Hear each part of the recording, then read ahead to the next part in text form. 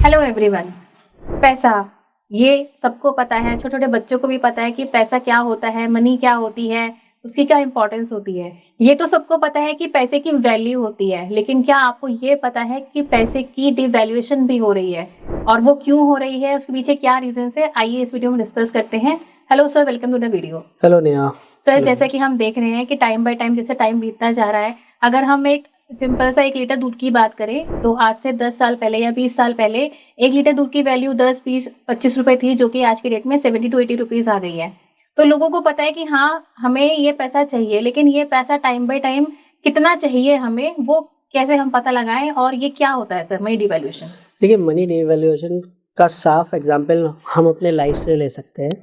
जैसे कि बचपन में हम लोग बहुत सारी चीज़ें लाते थे और बहुत पुराने-पुराने सिक्के चलते थे, ठीक है? जो कि जिनकी वैल्यू आज ख़त्म हो चुकी है और वो प्रचलन से बाहर हो चुके हैं।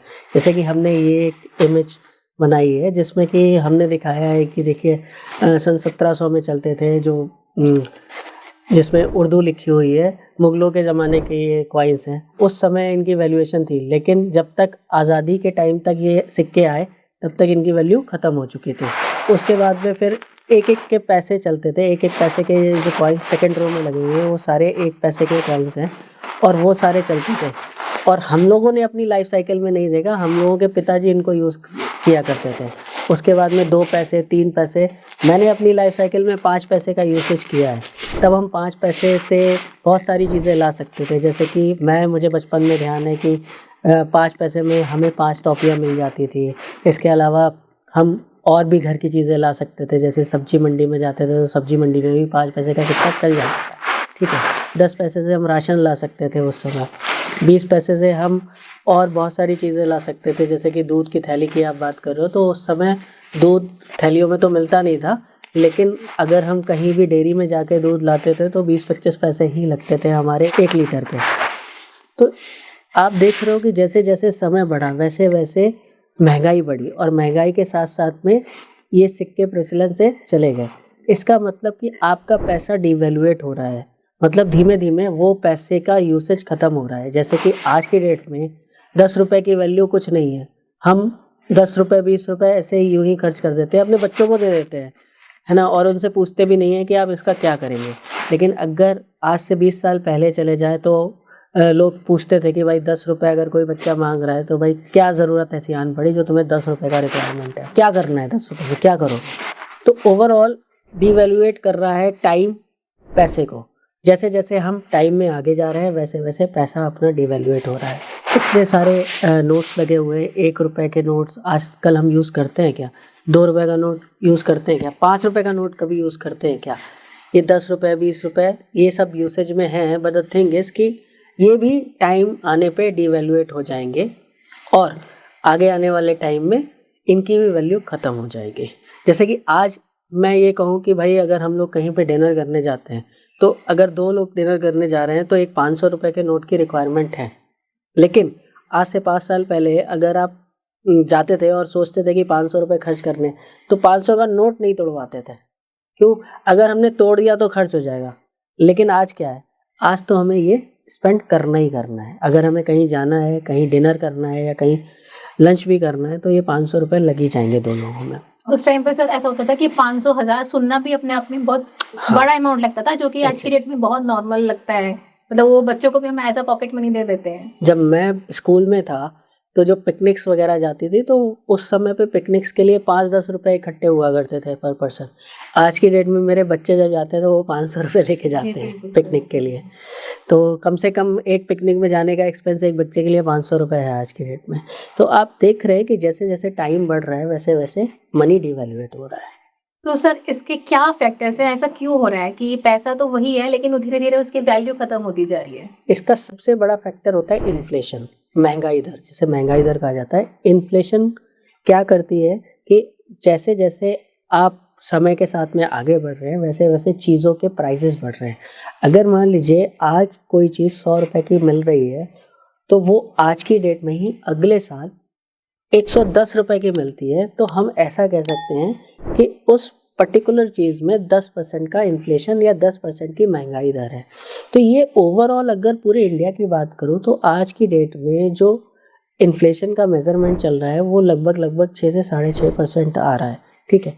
लेकिन ये डिपेंड करता है कि किस सेगमेंट की आप बात कर रहे हो। जैसे कि अगर हम खाने-पीने के खर्चे की बात करें, जो कि डेली यूसेज वाली चीज़ें हम लोग कंज़्यूम करते हैं फैमिली में, उनकी बात करें तो 5 से 6% का इन्फ्लेशन रेट उसमें है।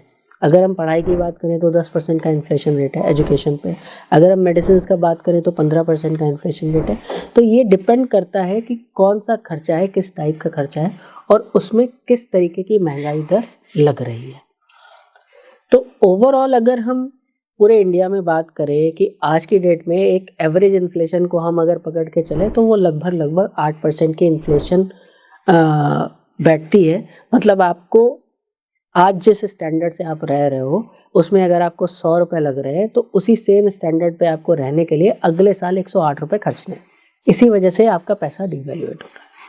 ओके, यानी कि सर अगर हम बात करें, अगर किसी की सैलरी है 50,000 रुपए और उससे ईयरली 10 to 20% का इंक्रीमेंट अगर मिल रहा है, तो अल्टीमेटली उतना उसका इन्फ्लेशन रेट पे बढ़ रहा है, यानी कि उसकी जो परचेजिंग पावर है वो वहीं की वहीं खड़ी रह जाएगी। तो राइट। यानी कि अगर उसको अपनी लाइफ में कोई लग्ज़री या एक्स्ट्रा कुछ भी चाहिए, तो वो कैसे गेन करेगा? तो वहाँ हमें क्या चीज़ें अडॉप्ट करनी चाहिए? देखिए, उसके लिए तो आपको सीधी-सी बात है इन्वेस्टमेंट अपॉर्च्युनिटीज़ ढूँढनी है। अगर जैसा कि आपने एग्ज़ाम्पल लिया कि ये ₹50,000 और 10% का इंक्रीमेंट होता है, 8% मैं आपको बता रहा हूँ कि इन्फ्लेशन रेट है इंडिया में, ठीक है? तो अल्टीमेटली आपको उतना ही सैलरी मिल रहा है जितना पिछले साल मिल रहा था। बट द थिंग इज़ कि अगर आप इसको मैनेज करना चाहते हो, अच्छे से ग्रो करना चाहते हो और आप अपने पैसे पे एप्रिसिएशन भी चाहते हो, तो उसके लिए आपको इन्वेस्टमेंट अपॉर्च्युनिटीज़ की तरफ ध्यान करना पड़ेगा, जो कि इक्विटीज़ में हो सकती हैं, डेट में हो सकती हैं, ठीक है? तो आप कहीं भी ऐसी जगह पे पैसा लगाएँगे, जहाँ पे आपका पैसा एप्रिशिएट करे।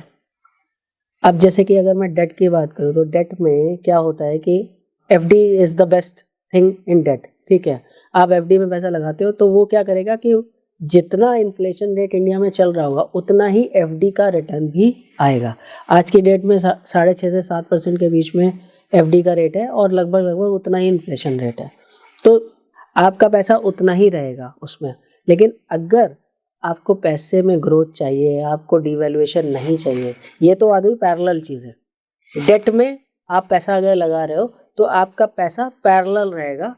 आप उतना ही एक्सपेंस करने के लिए कैपेबल होगे जितना आज हो।